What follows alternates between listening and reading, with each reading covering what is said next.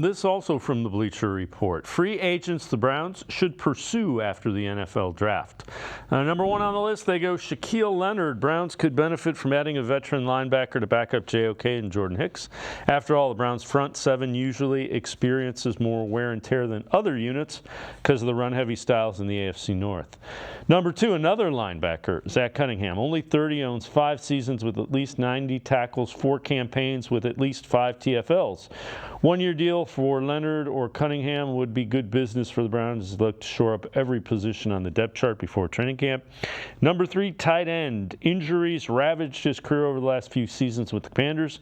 If he's healthy, he could be a decent second or third option for the Browns offense across the middle.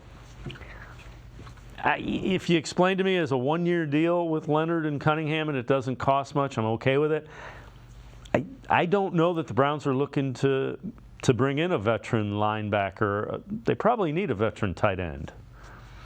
Yeah, I would think of the three, going the tight end route would be the most interesting. And I do like Logan Thomas as a nice backup piece of the tight end. He's had a couple nice seasons, had almost 700 yards his first year in Washington way back in 2020. Last year, almost 500 yards. So he's had nice, solid production over the last couple of seasons in Washington, which has not had real good quarterback play since Kirk Cousins left early a few years ago. Of the two linebackers, though, if I were to pick one of them, I would personally lean more towards Zach Cunningham. I think he hadn't been as good throughout his career as Shaq Leonard, I should say, but I think right now I would take him over Shaq Leonard. He seems like he's kind of taken a step back the last couple seasons, just hasn't been the same guy who he was when, he won Defensive Rookie of the Year way back in the day. He was a four-time Pro Bowler, 3-time All-Pro, and he was obviously great at the beginning of his career with the Colts, but hadn't quite been the same. Whereas Cunningham, I think he hasn't been as elite, but he seems just a nice, sturdy, solid veteran